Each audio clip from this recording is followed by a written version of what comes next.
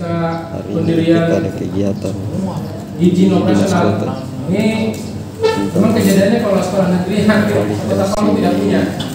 Kemarin sudah sempat di hari kemarin kita koordinasi dengan Pak Kuku tindak lanjut dari kegiatan kami gelar di LPMP. Jadi ini disampaikan oleh informasikan untuk sekolah swasta bahkan yang ikut sekolah swasta itu koordinator dia hanya punya waktu masa berlaku kegiatan tindak lanjut. SK-nya itu hanya 3 tahun izin operasionalnya. Iya.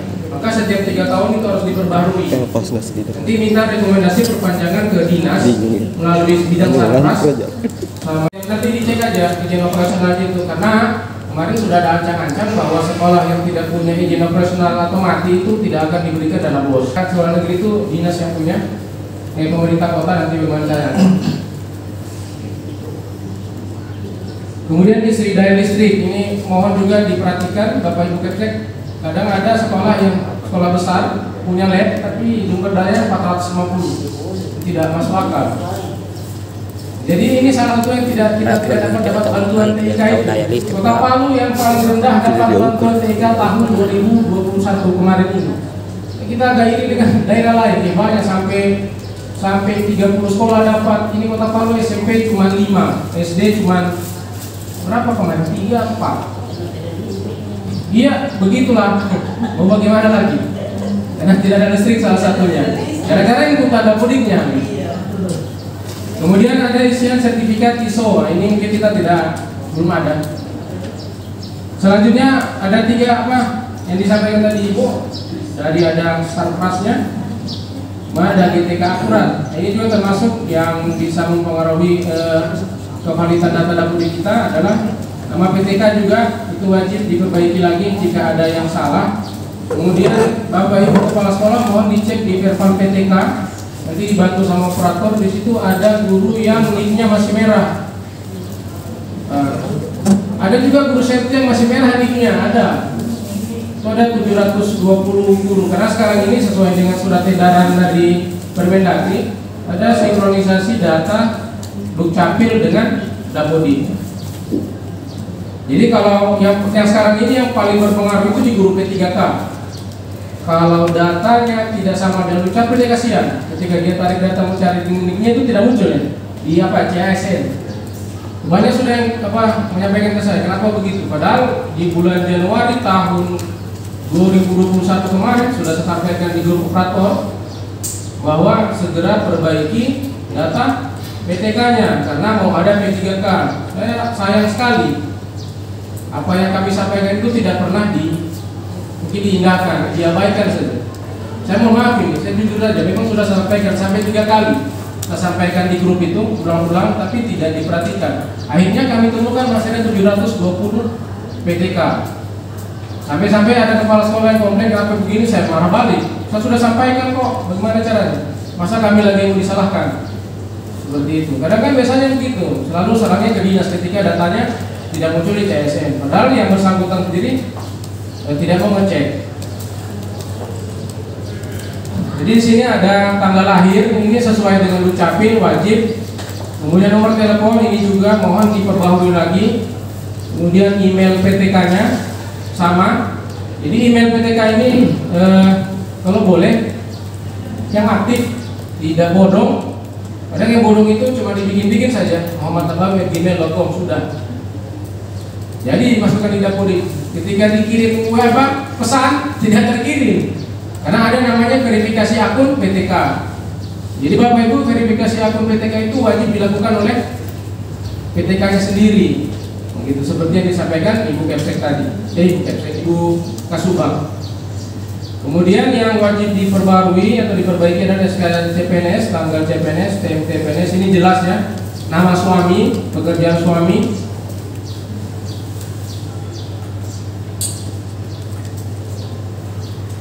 Kemudian SK pengangkatan, TMT, nama ibu kandung, NIK. Ini kalau dia merah berarti tidak valid, ada di Verval PTK. Kemudian NUPTK itu wajib benar. Kemarin itu ada yang masih berprasangka bahwa PEK ID itu adalah NUPTK. Itu beda, PEK ID yang dari Padang Negeri dia bilang ini NUPTK. Maka ini dimasukkan di Dapodik. Dia pikir sudah saya sudah punya NPTK, padahal bukan. PID dan NPTK itu berbeda.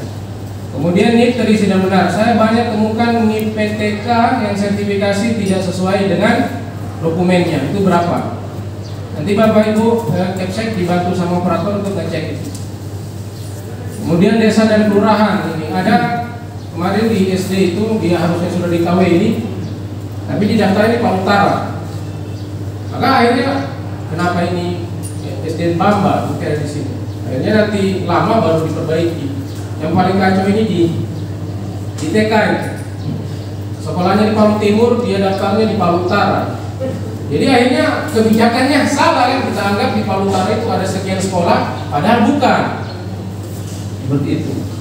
Jadi Bapak Ibu untuk desa ya ini guru punya yang saya sampaikan tadi itu yang PTK.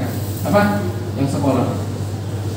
Nomor HP tadi sudah benar dan wajar, email, NPWP, status induk. Nah, ini kalau di SMP penting banget.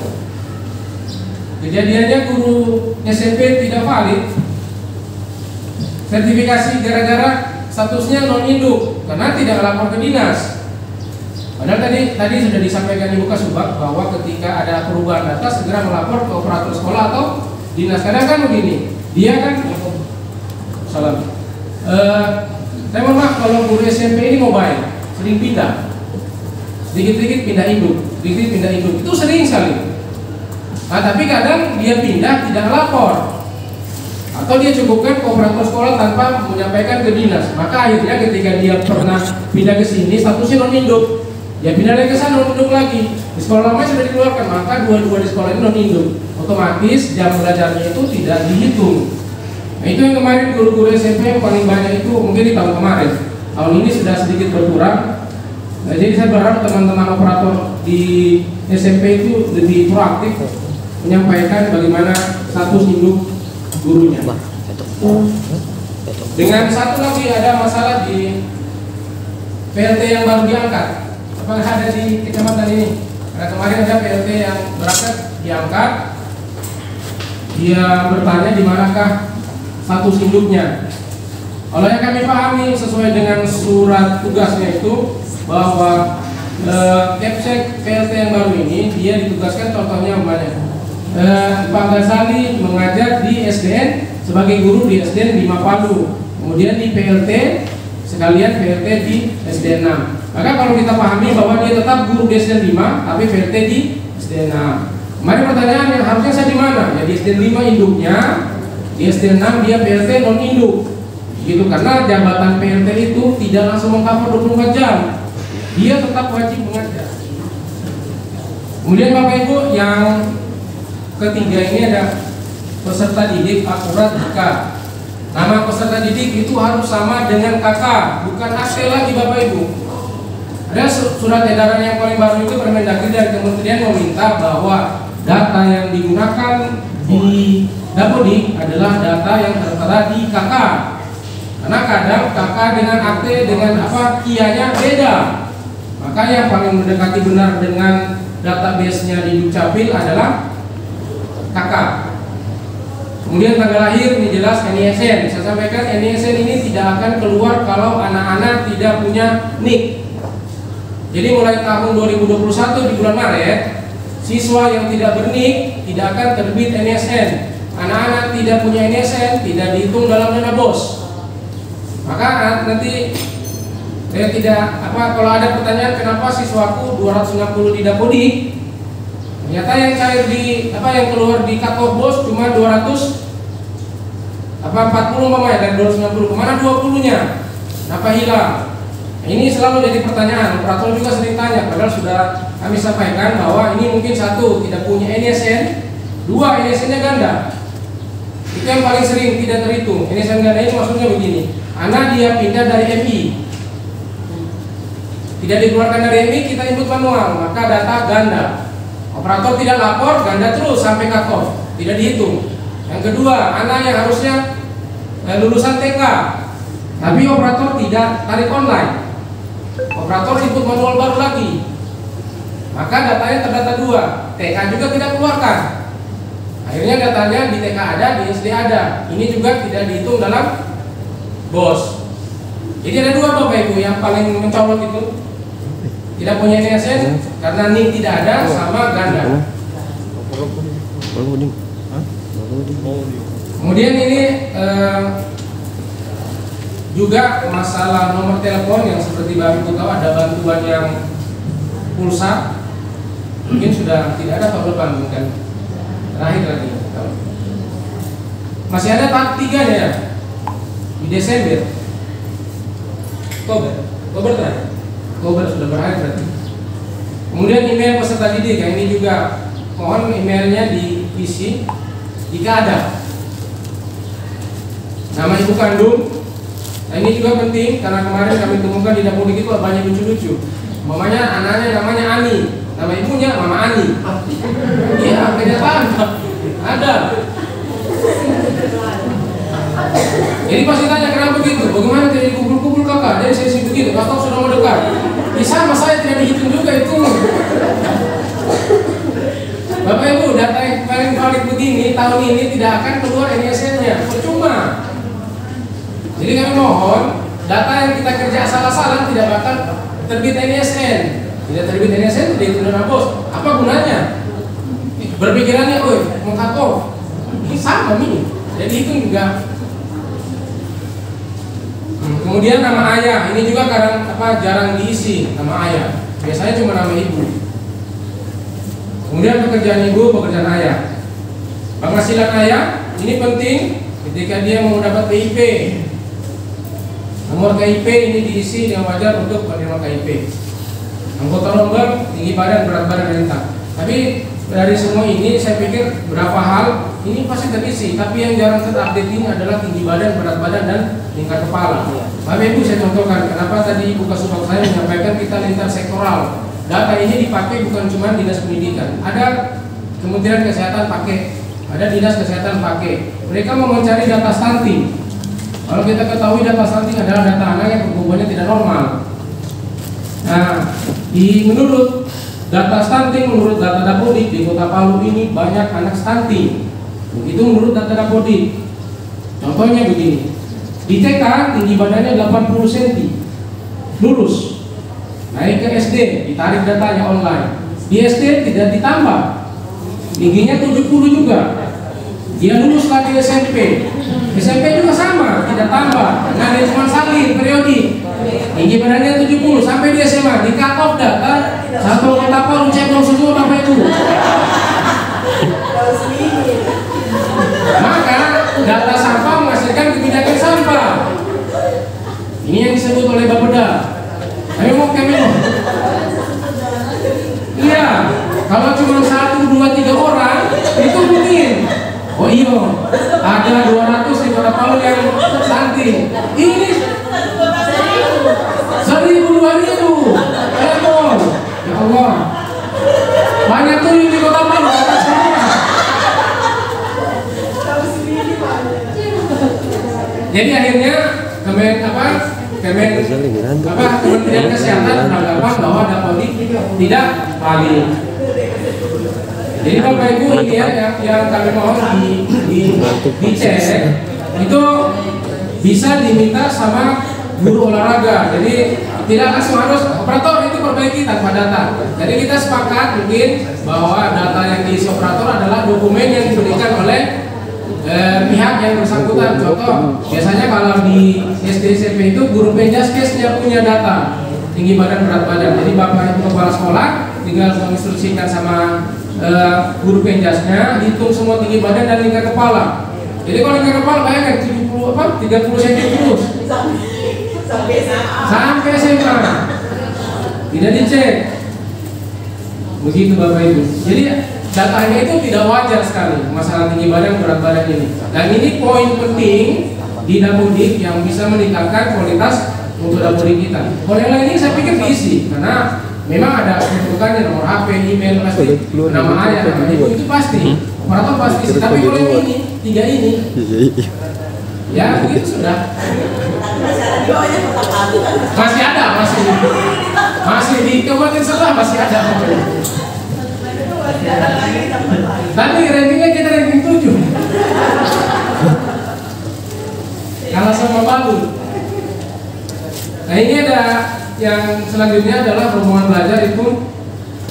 Rombongan belajar memiliki wali kelas. Nah ini biasanya di SD ada beberapa kali timbul pertanyaan, apakah itu dari kepala sekolah juga operator, Pak, guruku ini ada 6, kemudian dimutasi 1 tinggal 5. Sekarang rombelku 6. Dan kandidat mudik harus ada wali kelas. Dia boleh dipilih antara kepala sekolah jadi wali kelas atau guru mapel, guru agama atau guru PNS jadi wali kelas itu kan boleh. Hanya sekedar wali kelas, karena kan wali kelas itu sesuai dengan Permendikbud itu dia dapat 2 jam kan, tapi kan dia cuma tugas tambahan. Bagi wali kelas itu boleh. Jadi tidak mesti guru kelas jadi wali kelas, boleh guru bidang studi. Kemarin kepala sekolah so pusing, bidang studi koordinator. Tidak ada guru kelas, padahal ada guru penjas, ada. Iya sama. Seperti itu sambil menunggu guru kelasnya. Kemudian rombongan belajar menggunakan ruangan jenis model berbeda. Ini juga mesti dikritisi Bapak Ibu, bahwa ada sekolah yang ketika dia belajar di perpus jenis ruangannya itu diubah di Dapodik. Harus yang perpus diganti jadi namanya di ruang kelas. Itu jangan. Itu yang salah satu menyebab kita data kita turun. Kemarin 2020 itu kacau sekali. Banyak sekali. Cuma berapa M saya kita punya data. Kecil sekali sampai ditegur sama awal kenapa kecil sekali kita punya data. Ya, ternyata begitu jenis ruang itu dirubah. Padahal biarkan saja, makanya di kelas 1 menggunakan perpus tidak masalah. Kira aja. Cuman memang kadang diakreditasi nih ya kadang.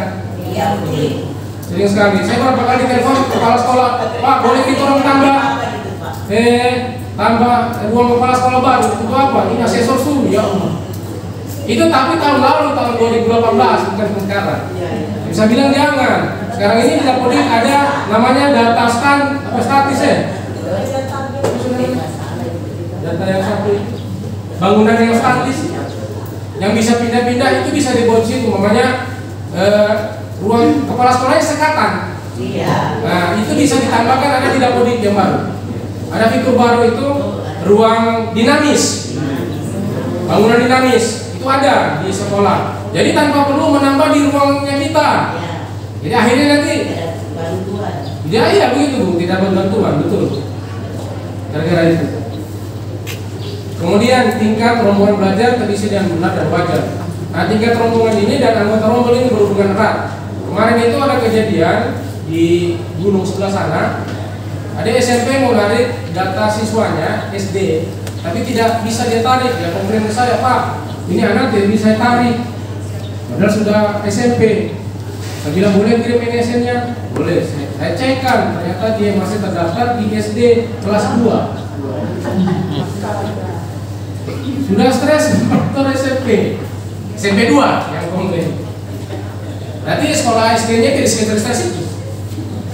Nah, coba tolong di operator diperhatikan betul. Masa anak kelas 13 tahun ada di kelas 2 SD? Agak ribet. Jadi kami mohon ini diabaikan saya dulu. Untuk kami. Biarkan saja sesuai dengan apa yang sudah disama operator Dapodik. Karena kami ketahui operator Dapodik tidak bakal mampu di sini. Karena mereka ini bukan sarjana teknik. Miskin yang tidak tercover oleh PIP. Jadi kita kemarin itu sempat direview sama inspektorat provinsi, juga disampaikan bahwa RKA-nya kita itu kebanyakan isinya honorarium, makan minum, ATK, transport, full dengan ini. Nah jadi pertanyaannya kapan pembelajaran itu langsung ke masyarakat, bersentuhan langsung. Kayak contoh, anak tidak sekolah, apakah pernah dibantu oleh dinas pendidikan? Jangan teranggarkan. Sekolah sekarang, apakah di Juknisbos itu ada melarang siswa miskin dibiayai? Tidak ada. Kalau tidak ada, apakah sudah pernah dilaksanakan bantuan untuk anak miskin di sekolah yang tidak menerima PIP? Ya, kalau belum, kita berharap di 2020 ada penganggaran untuk itu, Bapak Ibu. Maka di sini kami punya ada data. Ini yang anak tidak sekolah. Ini yang akan kami anggarkan di Dinas Pendidikan, kami coba. Tapi kalau anak siswa miskinnya itu bapak ibu yang tahu. Namanya ada anak miskin yang tidak tercover oleh PIP. Tapi nanti di pembiayaannya itu bukan uang bapak ibu. Jadi dengan seragam, misalnya pakai apa? Buku.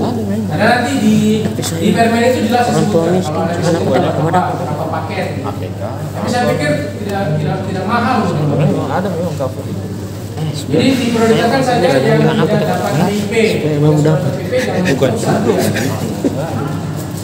Ini bukan dalam bentuk uang. Bukan. Karena kalau gua bilang PIP pada ini kalau operator ini kami mohon itu dibantu sama kepala sekolah. Ini ada verbal baru lagi. Tadi Bu Kasu bilang itu banyak verbal di sekolah, verbal PT, verbal PD, verbal PTK. Ini ada muncul lagi baru ini, verbal DO. Ada verbal itu banyak Bapak Ibu. Verbal TIK, verbal Sarpras, verbal ponsel, apa semua operator tahu itu dia sudah ingat apa semua verbal. Ini baru lagi verbal DO. Ini salah satu pemenuhan SPM Kabupaten Kota. Kami dinas kesulitan ketika data ini tidak diverifikasi. Data DO ini adalah data anak putus sekolah dan anak lulus tapi tidak melanjutkan. Jadi dipadankan antara data Dukcapil dengan data Dapodik melalui NIK. Ketika ada anak yang NIK-nya tidak terdaftar di Dapodik, maka dianggap anak suspek putus sekolah. Jadi tugasnya Bapak Ibu di sekolah adalah memastikan apakah dia benar DO, apakah dia menikah, apakah dia sebenarnya bukan DO, dia pindah, cuma tanpa kabar. Jadi kalau operator tok yang kerja ini mungkin dia mumet, pusing dia. Jadi dibantu sama kepala sekolah dan wali kelas. Dikbud.go.id/ATS. Ini ada dibagi grup. Ada sudah Al-Ghazali bagikan. Al-Ghazali bagikan. Nanti bisa dibaca-baca lagi. Biasanya di YouTube ada itu. Al-Ghazali boleh dibikinkan nanti videonya, tutorial. Pak Ghazali ini selain Pasnas juga YouTuber. Like and subscribe. Dia sering buat tutorial tentang Dapodik atau aplikasi-aplikasi lainnya. Jadi Bapak Ibu ini kayak contohnya ini operator satuan pendidikan diwajibkan untuk melakukan verifikasi terhadap semua data DO dan LTM yang ada di sekolahnya. Jadi kalau dibuka di aplikasi itu ada sekolahnya, Bapak Ibu wajib untuk verifikasi. Verifikasi peserta didik DO dan LTM ini dapat dilakukan dengan mengklik tombol verifikasi di sudut sebelah kanan yang warna orange, ada di gambar sebelah sini. Yang apa-apa yang dibelikan itu orang pantau susah lah bikin boros. Ini apa? Tidak ada. Berapa satu anak SMP? Tidak ada. Disebutkan. Orang memakai satu. Ada satu. Tidak ada. Ada. Rosdiana Baya.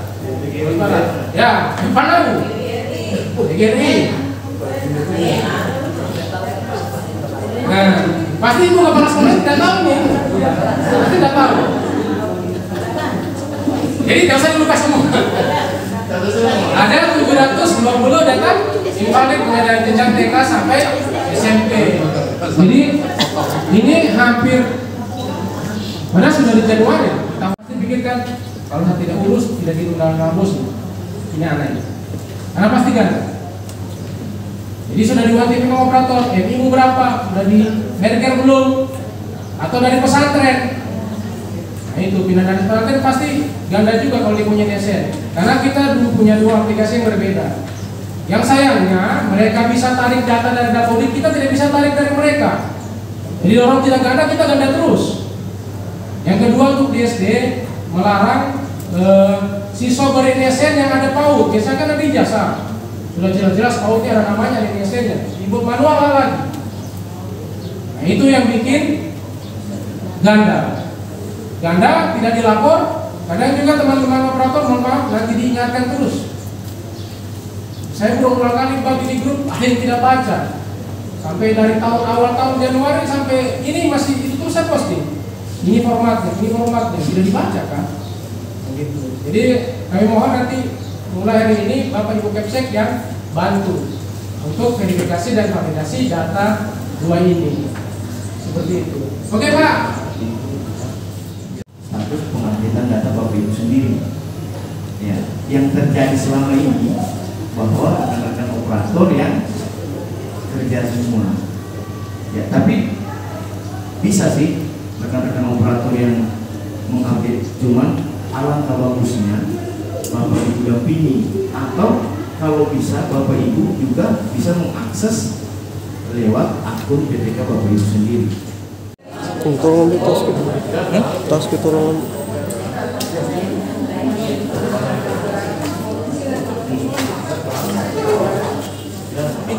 Mana? Makan. Jadi hari ini kita habis kegiatan verifikasi oleh Kakak Pasnas. Verifikasi Dapodik. Kenapa sih? Sebentar bawa oh memang Kakak Pasnas harus serius. Oke, jadi hari ini kegiatan sudah selesai. Kita pulang dulu. Jangan lupa like and subscribe Arbor Channel. Kok bisa tuh? Kau ke sekolah dulu atau?